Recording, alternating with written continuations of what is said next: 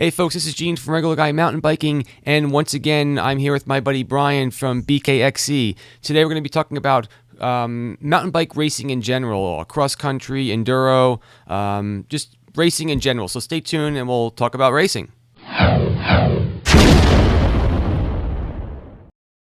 All right, folks, thanks for hanging in there. This is Gene and Brian, and tonight we're going to talk about mountain bike racing. I personally don't have a lot of experience with racing. I've got my first enduro bike race coming up October 2nd, so I'm pretty psyched about that, but I don't have a lot of history with it, and there's now this enduro slash cross country, not slash, but enduro and cross country racing. You just finished a race not too long ago, Brian. We watched the video on that one. You got a little info on this we can help share? Yeah, for sure. So, just in general, if you guys don't know, cross-country race is basically everyone in your category kind of starts all at once. It's usually a big loop, usually about 2 hours long, full throttle.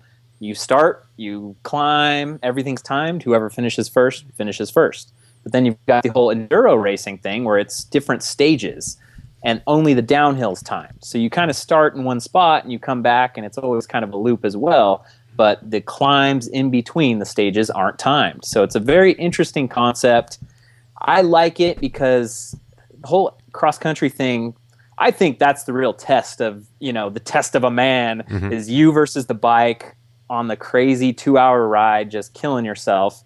And I think that is something everyone should try to experience and try to do. But it ratchets up your intensity so much. I have had crazy road rage incident type stuff where I'm yelling at people and just stuff that I don't want to be a part of in a cross country race, because you get into these bottlenecks of single track and it's like everyone's trying to do their best, and you eventually always get to climbs and stuff where you can get away from people, but it's just sometimes going out for a ride is a little bit more fun than doing a race. But the enduro thing is pretty cool because I think less people are intimidated by it. You can take your time on the climbs and then you go and just haul ass on the downhill, try to do your best at, making through the lines, and just a really fun and exciting way to race. One of the reasons why I actually never got into racing is because I'm ridiculously competitive, kind of not in a good way. And I was always afraid that if I got into racing, it would ruin my social rides. Like I'd be like, well, gotta hurry. What's my pulse? Every ride would be a training ride, and I didn't want to ruin that because I love my riding. It's a time to you just release, decompress, if you will, and I didn't want to screw that up, so I never really got into it. Plus, look, I'm not gonna lie, I don't have the most incredible stamina, wind. I could work my ass off, and then in a week of not working, all of a sudden I'm back to square one. Yeah, it's amazing. It's just sickening. But I'm not that bad flying down a hill doing stupid stuff. There's very little. It's so funny. I say I have 3 concussions. My buddy Bill says I have 4, and we don't argue about it. But Bill's like, Gene, part of the thing of having a concussion is you don't really remember what happened, dude. So trust me, I'm telling you, you had 4. I'm like, so I'm okay with going down the hill, but strength is strength. You're right. My buddy Shane's been doing some cross country races, and we went on a couple of the courses. Well, one of the courses that he took, and I'm like, let's give this a try. It should be pretty cool. I did the first lap. I'm like, shit, you got to do this again? Yeah, and like you said, it's all balls to the wall. So I did the first lap, and I even took a break along the way. And it wasn't like miles and miles, but it was a pretty intense course. And to think that I wasn't done, like I was halfway done, to have to do it again. Whew. Now, the one I have coming up is I'll link it and show you guys. But it's called Lippmann.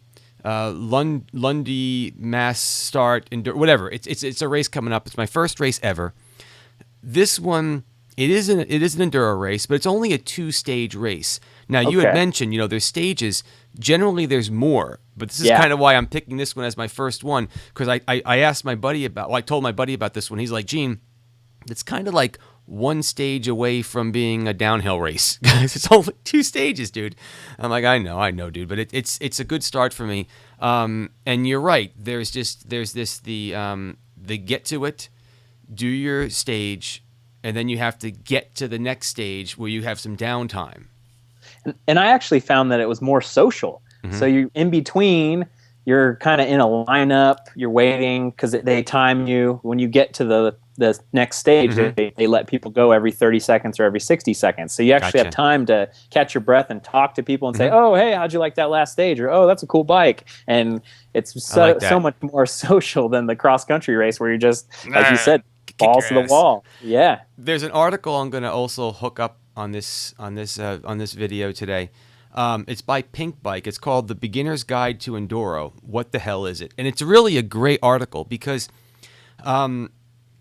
they're putting together some rules around Enduro. But when I mean rules, like guidelines, where basically, and when I read it, I didn't even think of this, but like I'm gonna go pick up some different gear for this race. One thing, I mean, I'm gonna have a whole little segment on how I'm upgrading my bike, but I got a bash guard from E13 I for saw the. that on Instagram. Yeah. Yeah, I'm gonna start trying to tweak the bike a little bit, but besides tweaking your bike, it's the gear you'd wear. And what they were saying was, if they don't have these tight regulations around what an enduro race is, you're going to have some poor dude show up with a full face helmet covered in pads, and then, oh, by the way, there's some uphills you have to climb to do the race. And then you'll have another guy that's going to show up with like a cross country style bike. Oh, by the way, you're going down Mount Everest. They have to have some. Yeah. So they pretty much said enduro is downhill. It's a downhill race with stages in between. There may be minimal uphill to just get through the course, but in general, you should expect nothing but downhill. And that's what I was curious about because I didn't really know what the hell it was, Mm-hmm. But it should be just straight downhill with a pause in between, I guess. Yeah, and I think any kind of trail that's a little bit longer, even if it is all downhill, you're still going to be pedaling and breathing hard, which is good. It's a great enduro endurance. Yeah, when you're doing that, just the way you have to sit on the bike, your thighs just start hurting because you're in that stance the whole time. My calves are always the thing that lights up. Mm-hmm. But I'm really looking forward to. I'm hoping that I really enjoy this, and this is going to be a form of racing that I can get into because I might try a little bit of cross country racing next season, but it was a bit harder than I thought it was going to be. And this, I think I'd be able to enjoy a little bit more.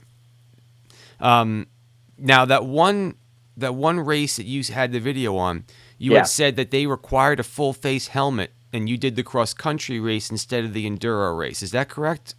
So I'm trying to think. I think on the race that I did on the video, that was an enduro race, and I think it was full face helmet, recommended. Okay. I know what you're talking about, and then the top of the world trail was full face helmet recommended as well. So there's nothing that I've done that's been like, hey, we require a full face helmet. I am going to pick up one of those helmets. Seth from Seth Bike Hacks had that KA or whatever the hell the brand is. Wasn't that expensive, and it had it comes down over the temples a little bit more to cover up. I was thinking about getting the full face adjustable one. But actually, your buddies that you hooked me up with from Worldwide Cyclery, great dudes. That's where I got this from, and I got some other goodies I'll put on the article later on. They've been so helpful. Sweet. Before I bought it, he said, Gene, you might want to check into these things because they're either really tight or just not built super good where they're almost more dangerous because they're not really a dot spec helmet all the way around. Yeah. So I was going to look into getting that. So I'm probably going to pick up a couple pads. I've got some stuff going on with 661 I'll try.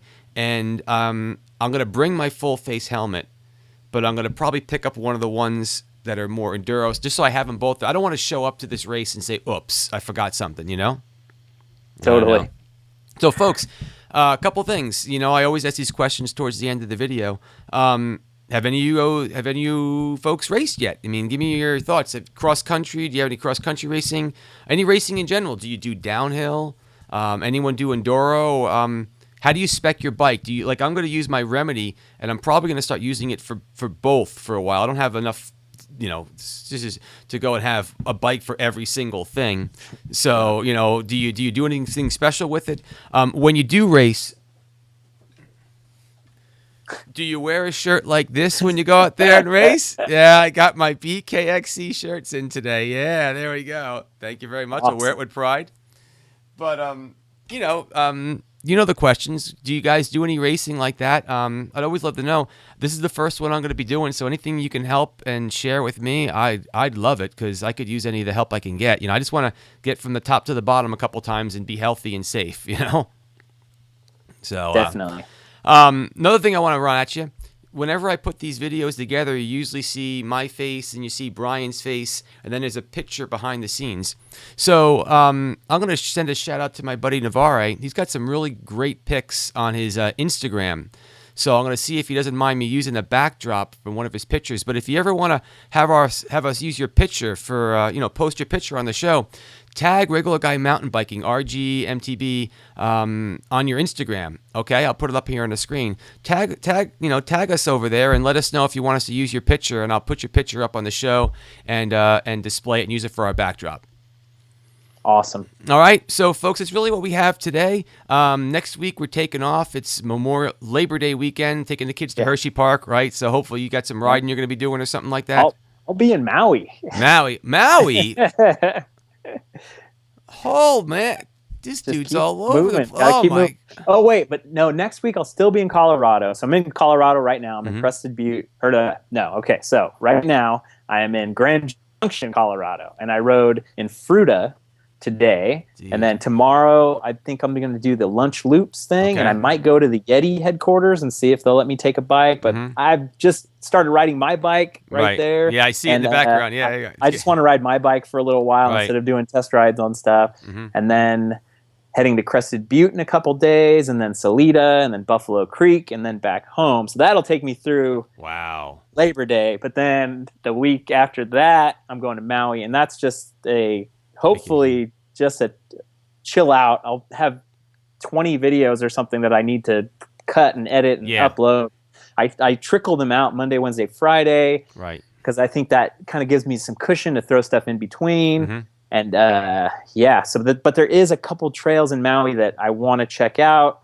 It's just a matter of you don't get there all that often, dude. I mean, it's like no. And there's a really good bike shop there that a couple people from the comments have mentioned. So we'll see. No promises. Right. I might just lay on the beach and snorkel. I don't blame you. All right, folks. Well, hey, Gene and Brian, hope you liked the video. Let us know some of those thoughts and some of those questions. Let us know if you want us to use your pictures in any of the shows. Have a good break, and we'll catch you later on. Take it easy, folks.